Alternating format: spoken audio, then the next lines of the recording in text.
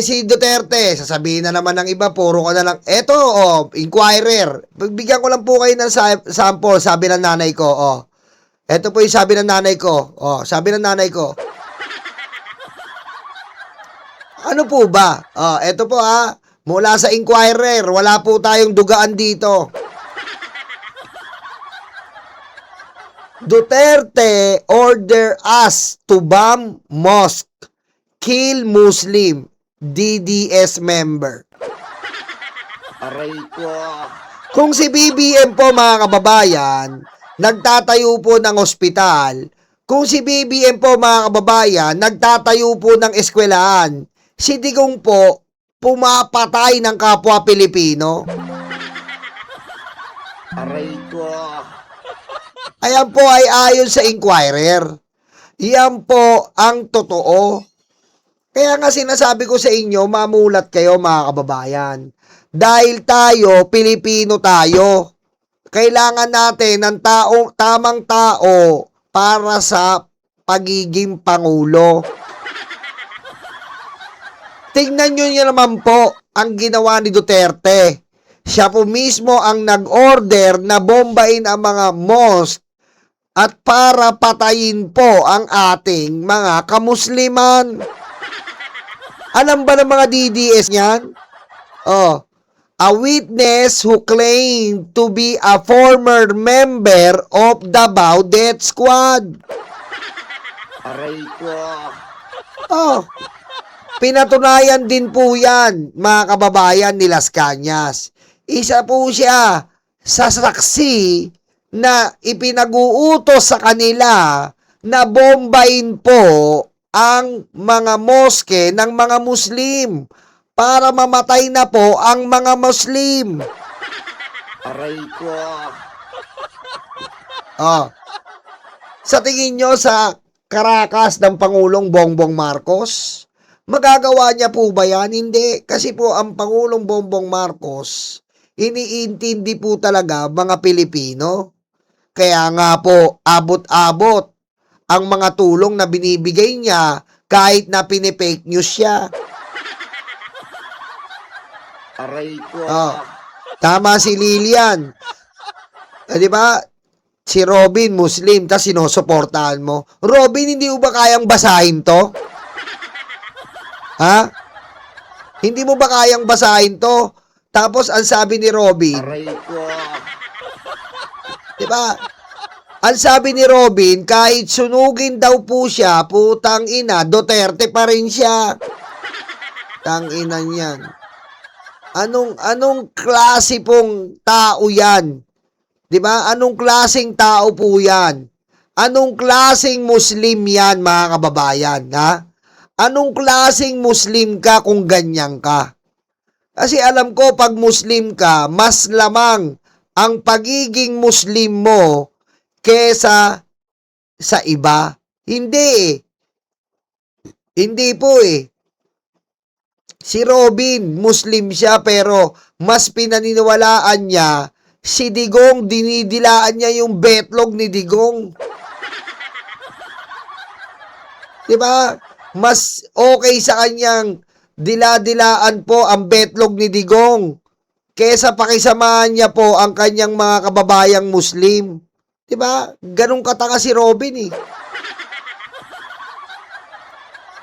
Ibang klase ang kaululan ni Robin. Wala talaga tayong masabi. Kasi kung talagang Muslim ka, mas pipiliin mo, 'di ba? Mas pipiliin mo yung mga kamusliman dahil Muslim ka eto, tignan niyo po si Robin, pakinggan niyo. Kung meron pong isang tao na matatawag natin na pinaka-Pilipino sa lahat ng Pilipino. Kung meron daw isang tao na matatawag na Pilipino sa mga kapwa Pilipino, yun na po ang dating Pangulong Rodrigo Roa Duterte. Ang Chinese. 光复国家主席习近平，总书记菲律宾的是王新良。 kita mo, tatanga-tanga. Kung meron daw Pilipino pa sa Pilipino, yun daw si Duterte. Isa pa, Kung meron pong isang tao na matatawag natin na pinaka-Pilipino sa lahat ng Pilipino, ayun na po ang dating Pangulong Rodrigo Roa Duterte. Kita mo, tarantado si Robin. Oh. Robin, si Duterte na dinidila mo ng tumbong ang nagpabomba sa kapwa mo Muslim. Aray ko. Ha? Siya ang nagpabomba sa kapwa Muslim. Tapos sige ka ng betlog. Sige dila ng betlog. Sige dila ng kuyukot. Aray ko. Anong klase yan, Robin? Aray ko. Ha? Hindi porket pinalaya ka, sige dila ng tumbong. Aray ko. Tapos ngayon, wala pong ginawa kundi magpapansin sa Tacloban. Wala pong ginawa kundi pati yung sa Ateneo, binigyan ng kulay. Aray ko. Pati yung sa Ateneo, pinulitika. Aray ko. Inan yan. Si Sarap, anong ginawa? Nagsasasayaw, leche kayo. Mongoloid talaga no? Aray ko. Kaya ayan po ang sinasabi natin mga kababayan, mag-ingat-ingat po kayo sa mga taong ito. Mga talipandas po itong mga to. Mga talipandas po itong mga to. Wala pong inintindi. Wala pong inintindi ito, kundi kanilang sarili. O, pakinggan nyo po, dagdag natin ito kung ano po ang mga Duterte na yan. O, Hahabulin mo. Si President Duterte, si Michael Yang, si Lin Weisong, mga Dargani. tinanong po ang ating Dick Gordon. Eto na naman tayo. Eto na naman tayo mga kababayan, usapang Dick. Alam niyo naman po, pag usapang Dick tayo.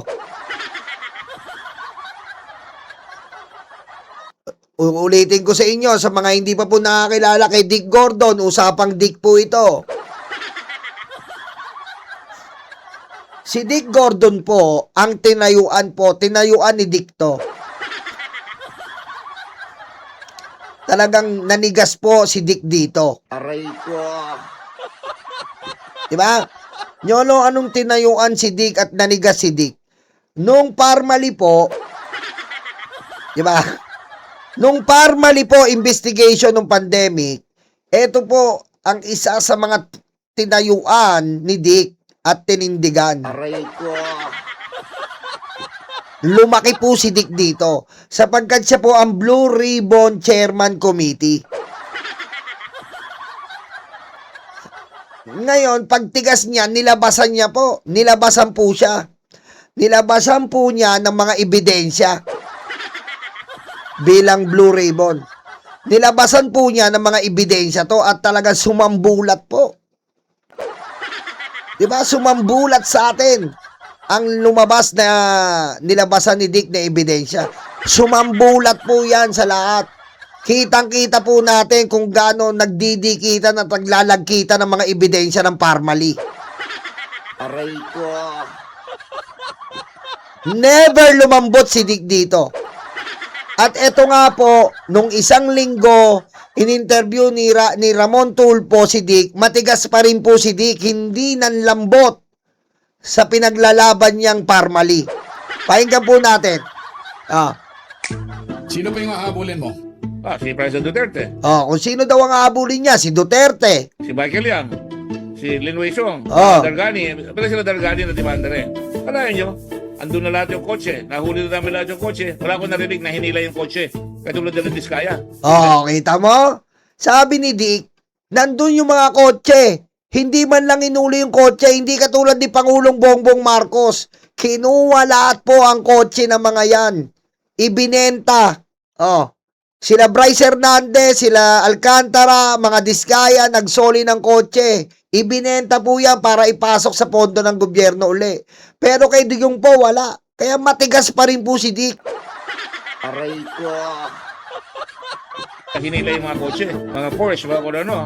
Tapos nung nawala yung mga Dargani, habang nag-iimbestiga ako, tinanap namin sila na sa Davao. Kita mo? Habang nag-iimbestiga nga po siya, habang tinatayuan ni Dick po ang Parmali, Habang nag-iimbestiga siya, tinago po sa Davao. Ayan o. Tinago po sa Davao ayon kay Dick. Tinago po sa Davao ang mga involved sa Parmali. Under an assumed name. Nakakatawa, pangalan niya si Boris Daniel. Yun ang pangalan ni Dargani. Mohit Dargani ang pangalan niya, MD. Ang ginopya niya pangalan, Boris Daniel. Pangalan niya. Oh, yung Morris, yung ano to, alam ko, yung Indiano to eh. O Malaysia. Na yun po, yung babae, lalaki na tinago sa Davao, pagdating sa Davao, nakatakas. Ganyan din po nangyari nung may investigation tayo sa Pogo. Patakbo po sila ng Davao. Kasi doon po ang takasan eh. Doon po ang katarantaduan sa Davao. Aray ko. Kaya matalino siya. At pagkatapos, nagawa sila ng aeroplano na dadalhin sila sa Dubai. Nasira aeroplano na. Nung lalabas na sila, nasa Davao na sila, sabi ko sa Sergeant at Arms, huwag niyong huliin sa loob ng Davao Airport. Kaya nyo makalabas, mag-clear sila ng immigration para talagang makikita natin, maluwag ang gobyerno natin dyan sa mga yan. At nung lumabas na sila, di nagpatunayan na natin at alang palabas na sila. Bakit? Sapagkat ang hari ng Davao ay wala iba kundi si Digong Duterte. Kita nyo, nakalabas po. Mula sa Davao Airport, nakalipad ng Dubai. Paano makakalabas yun? Nasa Blue Ribbon nga. Iniimbestigahan dahil tinatayuan ni Dick nilalabasan na siya eh. Aray ko. Diba? O ano na naman naiisip nyo? Ibig ko sabihin, tinatayuan ni Dick yung Blue Ribbon, nilalabasan na po siya ng mga suspect. Aray ko. Aray ko. Diba ang awkward po nun? Tinatayuan ni Dick, nilalabasan siya ng mga suspect. Aray ko. Ano bang maging safe sa tamang tao? Ito ang dapat mong gawin. First step, second steps, helmet. Sabi nanay ko, hotdog, ang binili mo potlong, tapos nagreklamo nanay ko, nagalit ka? Aray ko. Diba? Oh, diretso. Hindi, kasi parang nakikita mo na ang power ng esekutibo, kung gusto talagang gamitin, malaking influensya. I'm trying to Diba? relate to what's Kung tama rin yun, eto DDS po to eh. Si Ramon Tulfo, anti-DDS eh. Kung talagang gusto gamitin ni Duterte ang kanyang impluensya noon dito sa Parmali, gagamitin. Hindi po eh. Nakawala po yan sina Michael Yang at ibang Parmali. At nakabili po ng property. Ha? Nakabili po yan ng property sa mamaaling lugar sa Dubai. Nakabili pa. Kasi syempre, boundary sila sa Parmali. Aray ko. Diba? Oh. happening now na eto, katulad niyan ngayon, no? Mapapansin mo may mga senators na kaliwat kanan tumatanggap ngayon ng mga asunto.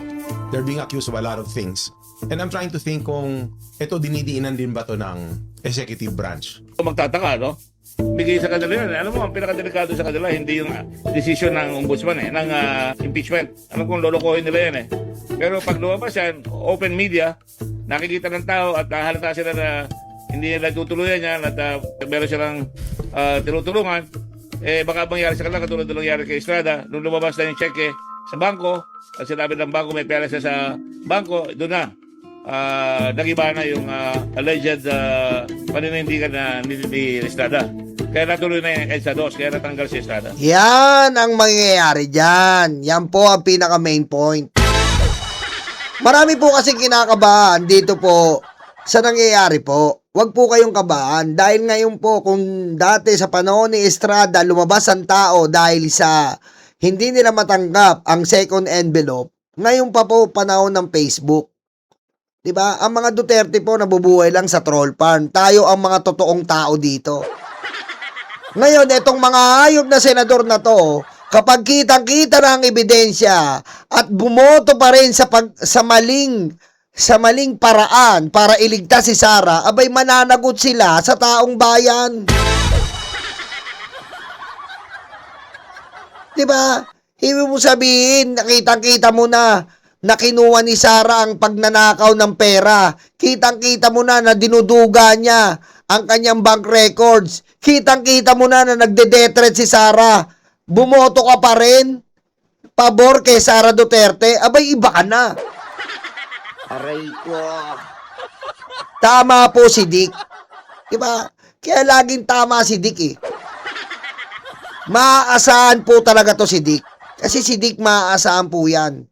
Kapag tumigas yan, talagang may aabutin ka. Aray ko. Diba? Kasi pag tumigas po si Dick, talagang maglalabas po yan eh. Yan po ang totoo, talagang ano niya eh. Pag tumigas siya, talagang lalabas po yan eh. Aray ko. Aray ko. Oh. Di ba? Tawa kayo ng tawa, ini-elaborate ko lang. Kaya po, lagi kong sinasabi sa inyo, maging mapagmatsyag po tayo, maging mapagmasid po tayo dito sa impeachment na to. Dahil dito natin makakaliskisa ng mga hayop na senador. Makikita natin arap-arapan kung paano sila maulol sa pangalang Duterte. At wag nating payagan, mga kababayan. Wag nating payagan na mangyari yung ganyan. Dahil kung ganito po nangyayari, nangyayari to, pagmamanipula para sa vice presidente, paano naman yung ordinaryong Pilipino? Imbis na tayo ang kampiyan ng mga senador, kinakampiyan nila ang vice presidenteng magnanakaw. Aray ko. Kaya ang iiwan po nating salita galing kay Dick Gordon, tigasan natin, mga kababayan. Tigasan natin ito, mga kababayan. Ang paninindigan natin, tigasan natin para labasan po tayo ng katotohanan. Aray ko.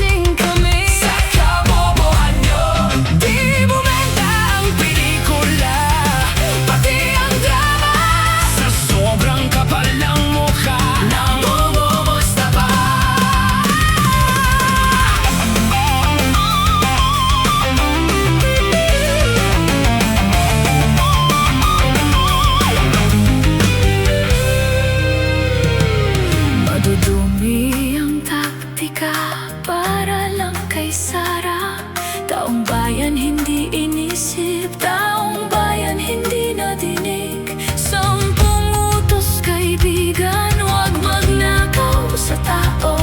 Sinungaling